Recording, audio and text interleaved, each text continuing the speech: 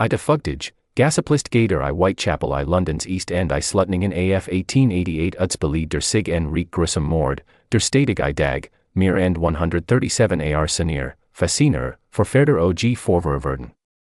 Som en erfaren journalist med 15 års research I beramtheder, skandaler og wapklarid mysterier har jeg dikket dybt ned I arkiveren, politreporteren, avisartikleren fra tiden og de utilitarier, der opstat siden.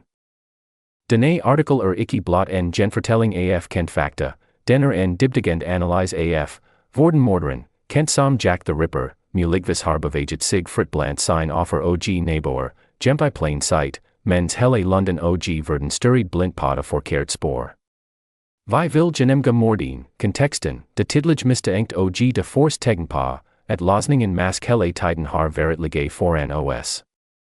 Det forced capital lægger fundamentet med en detaljeret gennemgang af offering, tidslinjen og den sociale og økonomisk baggrund, der gjorde Whitechapel til et perfect jagterrain. Whitechapel I 1888 var et kaos af fattigdom, overbefolkning og desperation. Omredet huset tidsindvis af immigranter, primært joder fra Østeuropa, Ira og lokal englander, der kæmpede for overlevelse I slumfarter med dårlige sanitære forhold, alkoholism og prostitution som en af de fa indtægtskilder for mange kvinder. Gaderen var small, mork og fulde af pubber, bordeller og losmenter, haver folk sov I skift. Politiet var underbemandet, og efterforskningen var præget af manglende koordinering mellem Metropolitan Police og City of London Police. Det var I denne smeltedigel, at en eller flere morder, slag til med en precision og brutalitet, der stadig chokerer. De såkaldt, kanonisk fem, offerer kernen I miten om Jack the Ripper, Marian Nichols, Annie Chapman, Elizabeth Stride, Catherine Eddowes og Mary Jane Kelly. Deres mord strakt sig fra 31. August til 9. November 1888, og de delier failstreak, alle var prostitueret eller I ran den af det, alle blev dretsendt om nat 10 eller tidligt om morgenen, de flest havt halsen skæret over med et skarpt blad, og flere blev udsat for postmortem mutilationer, der tider på anatomisk viden. Men for et forste, morderen var ligge foran ognen, ma 6 dybt ned I haver enkelt sag. Forst offer I den kanonisk serie var Mary and Polly Nichols, 42 ar gammel. Hun blev fundet klokken cirka 3:40 om morgenen den 31. August 1888 I Bucks Row, nu kendt som Durward Street. Hens hals var skæret sa dybt, at huftet næsen var adskilt fra kroppen. Maven var abnet, og der var dyb snit I underlivet. Nichols havt været ud hele natten for et skafpenge til et logi og var set berusset tidligere på aftenen. Politologen Dr. Llewellyn konkludered, at mordet var sket hurtigt og med stor styrk. Ingen vidner sa noget usædvanligt, bortset fra en vognmand, der passerid forbi. Nichols dod blev forst set som en nu et drab I et voldelig kvarter, men det var begyndelsen på en serie, der vil ændre historien. Cohen en Senior, den 8. September 1888, blev Annie Chapman fundet I Baghaven til 29 Hanbury Street I Spitalfields. Chapman, 47 ar, var også en velkendt figure I kvarteret, oft kaldt Dark Annie. Hens krop var stærkt mutileret, halsen skæret over fra venstre til højre, maven abnet, tarmen lagt over skulderen, og nagel organer fjernet, inklusive av Morderen. Mordet sket sansen ligvis mellem klokken 5:30 og 6 om morgenen. Et viden, en ung mand ved navn John Richardson, havt været I Havenkort for at reparere et stavel, men sa en tæt mistænkeligt.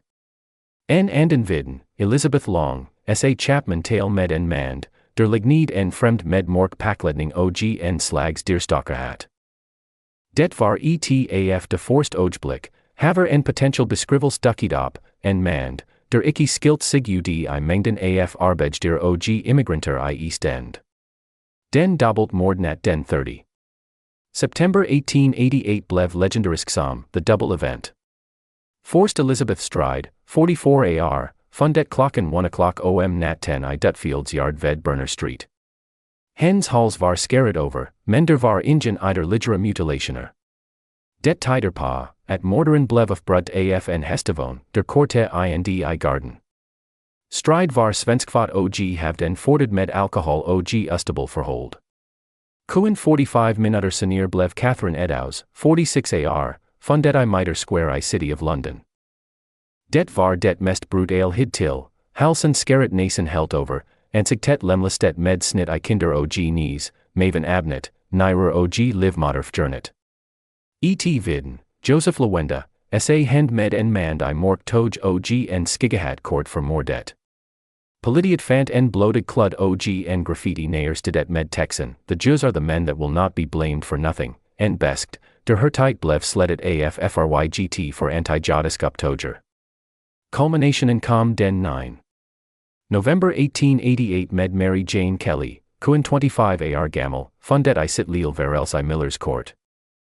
Det var det mest gruopvækkende af alle, kroppen var næsen fuldstændig desecret, ansigtet genkendelig kuin med besvær, fjørnet, organer arrangeret rundt om kroppen, og væg smurt I blod. Mordet skete in denders, hvilket gav morderen tid og privatliv til at udføre sine handlinger. Kelly var erskfot, beskrevet som smuk og have tidligere arbejdet I bedrekvarterer, forfattigdommen tvang hen tilbage til East End. Det mord markered tilsenellet af slutningen på den intense serie. Over de kanonisk femmer der loben debatter om Andre Mulige offer som Martha Tabram, der blev stukket 39 gange I August 1888, Emma Smith, der blev angrebet af en band, og senere Francis Coles. Men fokus på de fem visser klart monster, hurtige, still mord I offentlig eller semi-offentlig rum, udfort med kirurgisk precision, der peger på en person med kendskab til menneskelig anatomy, mask en slagter, barber, læge eller sygehusarbejder. Politiet modtog de berømt brev, inclusive det såkaldt Dear Boss brev fra September 1888, der introduceret navnet Jack the Ripper og lovet at send or fra det nyeste offer. De fleste eksperter mener I dag, at de fleste af disse brev var falsk, skrevet af journalister eller prankster for at oge salget, men de forstærkede panikken og myten enormt. Hvorfor kun morderen opererer sa frit og tilsenellet en vær ligge for en ognin på alle. 40 Whitechapel var sted, haver fremmed og lokal blandet sig uden at væk upside. En mand I almindelig arbejdssted, mask med later forklædt som de lokal slagter, en barber eller en somand, kun bevæge sig frit mellem pubber og jider uden at blive bemærket.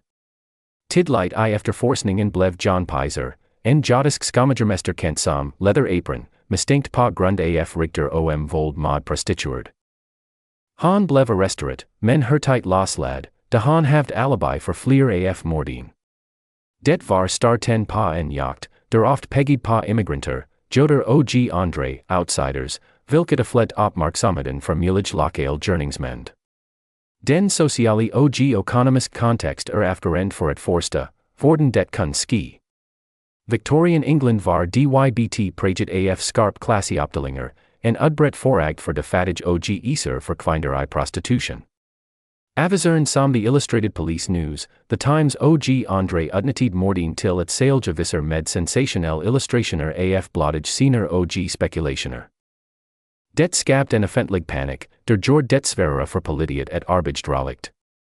Politichef Melville Macnaghten nævnt senere i internt memorandum tre hovedmistænkt, Montague John Drutt, en advokat og lærer, der begik selvmord kort efter mordien, Aaron Kosminski, en polsk jodisk barber med mental problemer, der bodde I nærheden, og Michael Ostrog, en russisk svindler. Ingen af dem blev nogensinde officielt dømt, og beviseren var savage. Dicker 6 dibere net I vidneudsagningen, ser 6, hvordan morderen udnyttet offringen sårbart. Alle offringen var oft beresid eller desperat for penge til stedet sov. Det gik frivilligt med mend I mork jider for blot par pence. En mand, der talt blot og venligt, verkeet harmlos, mask enda kent af nogel af kvindern frakvarteret, kun nærme sig uden at væk mistank. Beskrivelseren fra vidner pegger off på en mand mellem 25 og 40 ar, morkeret, med overskig, eifert almindelig mork pakledning. Ikke monster, der skilt sig men en person, der smelted sammen med mængden. En morder, der operered I skiggen af det abenlies. Han var ikke en usynlig demon fra en anden verden, men en mand af kod og blod, vis handlinger F slorry dibe sprecher I det Victoriansk samfund, fattigdom, manglen politresourcer, class forskel og medierens roll I et skabe miter. Som journalist med mange ars erfaring ser jeg monstra af panic, misinformation og institutional blinded, der går, at six stadig jagter sandheden mere and et 100 senior. Var losningen gemt I de gamla politreporter hele tiden. Var det nogen, som myndige dern beskatid. Mens det scenen I Whitechapels blottage gator og de grusom detaljer omkring de kanonisk fem mord, vender 6 os nu mod de personer, der gennem mariner blevet sat I forbindels med Jack the Ripper. Som journalist med 15 ars dybdegend research I wopklarid sager og beromtheter har jeg gennemgate utilage politreporter, private memoranda, avis archiver og senior historisk analyzer. Det slend ved hele Ripper sagen haver tate politiet og offent leiden var på mulige journingsmend, personer, der bogstavelig talt beviget sig I de sam gator, blant de sam mennesker og undertiden blev direct observeret. Var morderen naf dem, der hele tiden var ligge foran ognen. Dicker 6 net I de primær mistænkt, de savage og stærk beviser, de santitage efterforskninger og deterior, der tider på, at losningen mask aldrig var saf jern, som den verkeed. Den mest vedvarende og lokalt forankred mistænkt Aaron Kosminski. Denne polsk jodisk barber, fought I 1865, but I Whitechapel omredet, kuin fa minutters gang fra flere af mordstedern. Kosminski blev officielt nemt af politichef Melville Magneton I Hans intern memorandum fra 1894 som NAF de tre mest sandsynlige journingsmænd. I folge Magneton var Kosminski, en jode, der bud I Whitechapel, og havd, stærk hatsk tendenser mod kvinder. Han blev indlagt på Coney Hatch Lunatic Asylum I 1891 med diagnoser som paranoia og hallucinationer, haver han blant andet nægtet at spise mad, der ikke var tilbert af himself af frygt for forgiftning. Vad går Kosminski særligt interessant I ligge foran ognen perspektivet. Han arbejdede som barber, erhvervter gav ham adgang til skarp knive og en vis anatomisk viden gennem dagligdagen med barbering og snit. Barbershops var sociale knudepunkter I East End, haver folk kom og gik, og en barber kun let lære offerings vaner at kende. Vidner beskrev oft morderen som en morkeret mand med overskig, en beskrivelster passet på Kosminski. Desuden blev han identificeret af et viden, muligvis Joseph Lewenda eller en anden, I en confrontation arrangeret af politiet, men identifikationen blev aldrig fort til domstolen, sandsynligvis på grund af vidnets jodisk baggrund og frygt for urelider. Kosminski levede et still, tilbedstrukket liv, men hans mentale stabilitet og nærhed til journingstedderen går ham til en stærk kandidat. Han døde I 1919 på Livsden Asylum, og hans sag blev glemt indtil Magnetons notater blev offentliggjort. En anden central figure Montague John Drutt, en veluddannet advokat og lærer ved en drenskole I Blackheath. Drutt blev også nemt af Magneton som en topmistænkt. Han var 31 år gammel, kom fra en velstand family og have tilsenellet ingen direkt forbindelse til Whitechapel, hvilket I sig selv kun have været en perfekt dækning. Drutt begik selvmord ved at drukken sig I dem sen I December 1888, kort efter det sidst kanonisk mord på Mary Jane Kelly. Hans krop blev fundet med sten I lommeren, og familien have notret tagen på mental jubilans. Hvorfor skulle en man som Drutt, der tilsenellet levede et privilegeret liv, være Jack the Ripper? Teorieren peger på, at han kun have brugt East End som et anonymt sted at udleve morgfantasier. Som lærer og advokat haft han muligvis basal anatomisk viden fra skolundervisning eller selvstudier.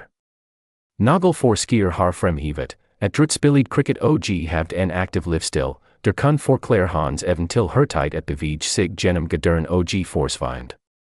Hans dod stoppede pludselig mordserien, hvilket for mange et stærkt indicium. Men kritikeren papager manglen på direkt beviser, ingen vidner placeret ham I Whitechapel, og hans dagbog eller personlige papirer gav aldrig konkret spor. Alligevel forbliver han et eksempel på, hvordan en respekteret mand kun skjul sig I det abendleis ved at pendel ind og ud af det farlige kvarter. Den tredje mistænkt fra Magnetons memorandum var Michael Ostrog, en russisk lage og svindler med en lang criminal karriere. Ostrog havd verit indlagt pa siler og havd en history med vold. Han bar titlen doctor, vilket passid til tierieren om en morder med chirurgisk precision. Dog blev han senior en set som mindre sandsynlig, da han var fængslet under flere af morderen. Hans inclusion visser, vorden politiet I desperation peggid pa enver med medicinsk baggrund eller ustabilet færd. Ud over des træer der en lang rik andre tierier, der understreger plain sight aspektet. Naf de mest vedvarinder leather apron rigtern, der tidlight peggid pa John Pizer, en polsk jodisk skammagermester. Pizer bar et later forklid, som var almindelite blant slagtir og arbejdir I omredet, og han havdri for a true prostituerd. Han blev arresteret, men frigivet med solid alibier. Alligevel sat rigtern gang I anti-jodisk stemninger, og en rigtig morder kun have unnetet denne forvaring til at operere en nummer ubemerket.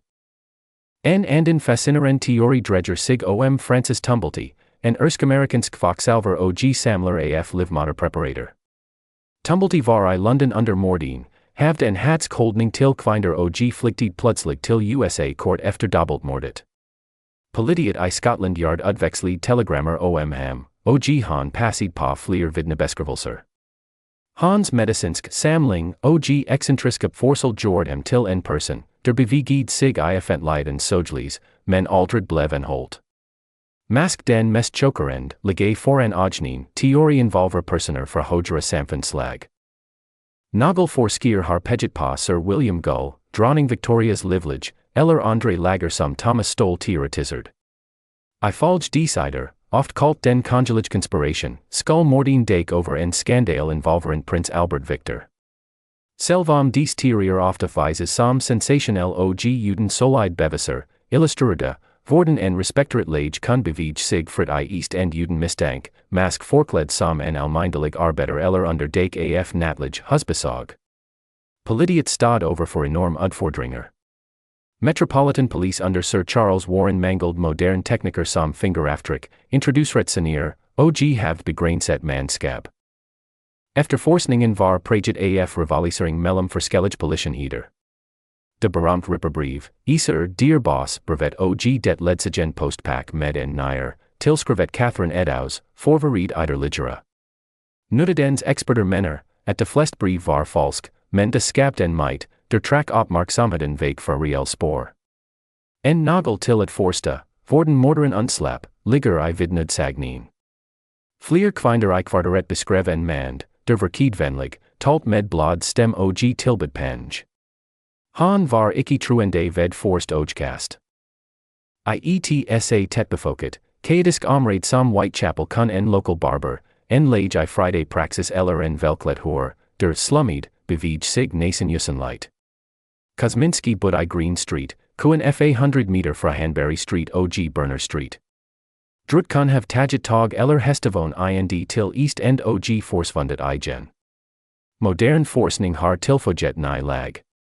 I 2014 offentliggjort forfatteren Russell Edwards en bog, haver han havdid, at DNA fra en sjal fundet ved Catherine Eddowes pegged pa Kosminski.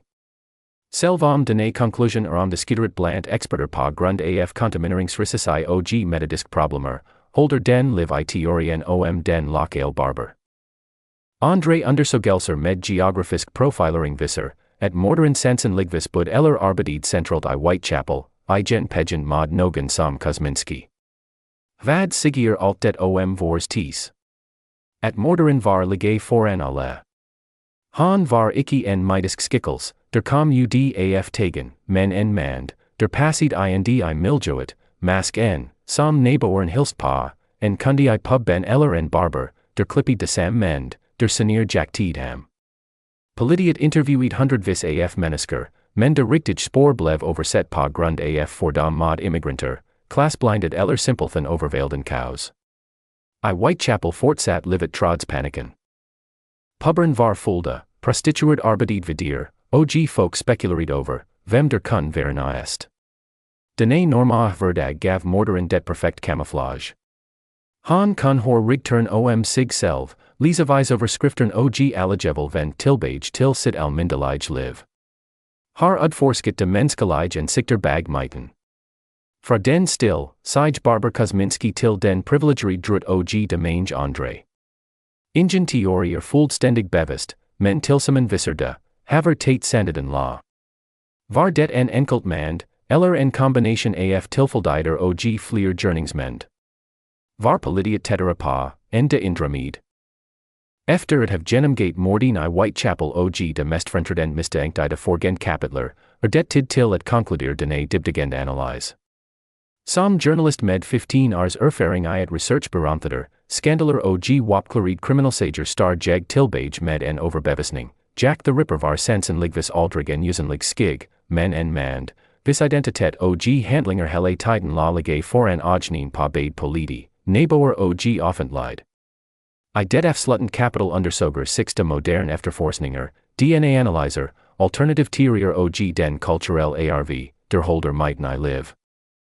Vi vil se, hvordan teknologisk fremskridt og historisk reverdring pegger mod, at løsningen mask var enklere, og tættere på, and nogen turde forestille sig I 1888.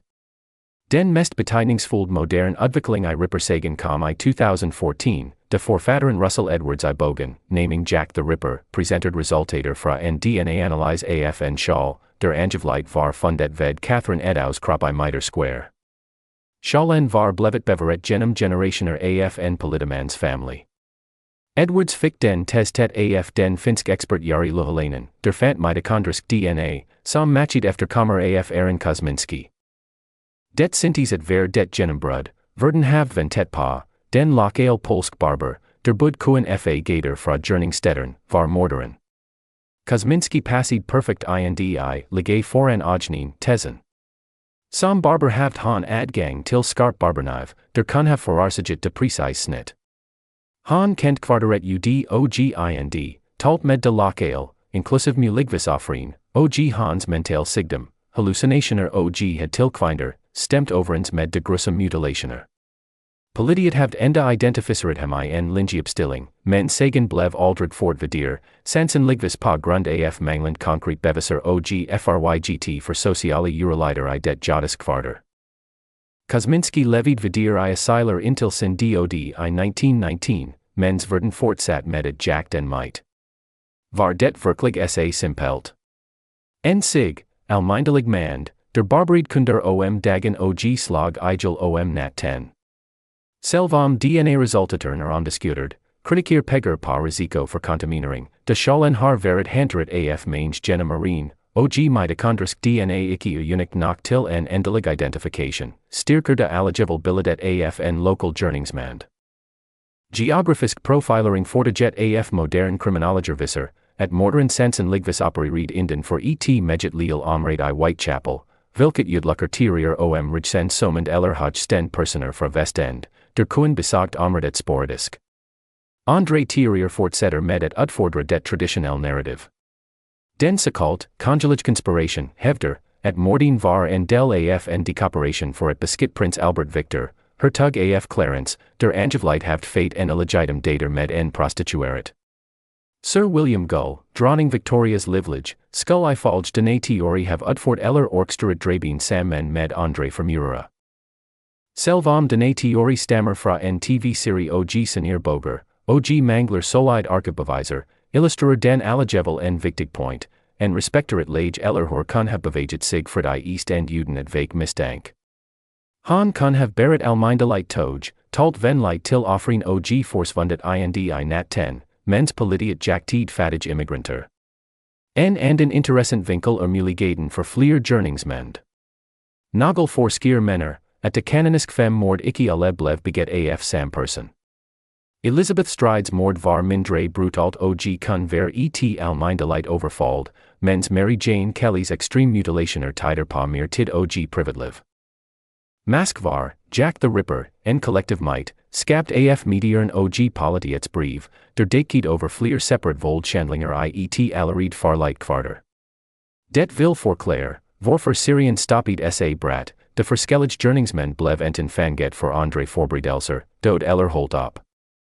Uansett den præcise identitet det slend, hvordan morderen, eller morderen, udnyttede det victoriansk samfunds blind pletter. Prostitueret blev set som falden kvinder, der selv var skyld I deres skeben.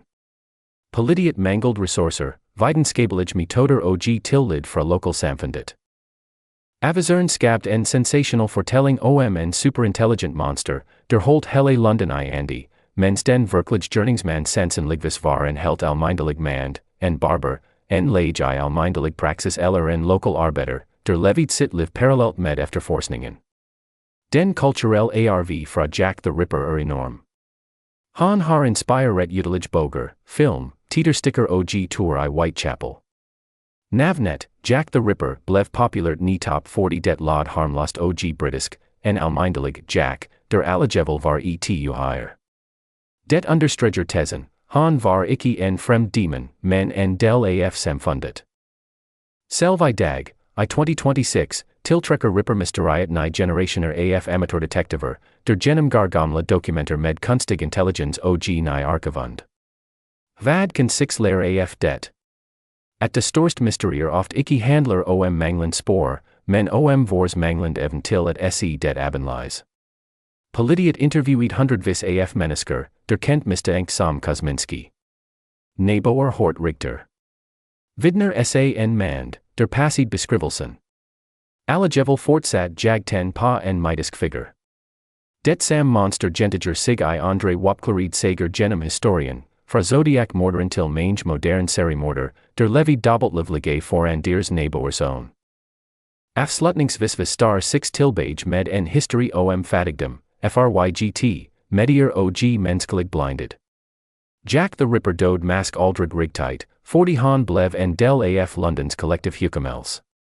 Mask ligger sandeden stadig I et glemt arkiv eller I en efterkommer af de involveret. Men det vigtigste erkendelsen, han var der hele tiden, blandt dem han dræt, blandt dem der jagtet ham. Tak fordi du læste denne tredelt serie. Som journalister det min passion at grave dybt I fortidens morg for at belyse nutiden.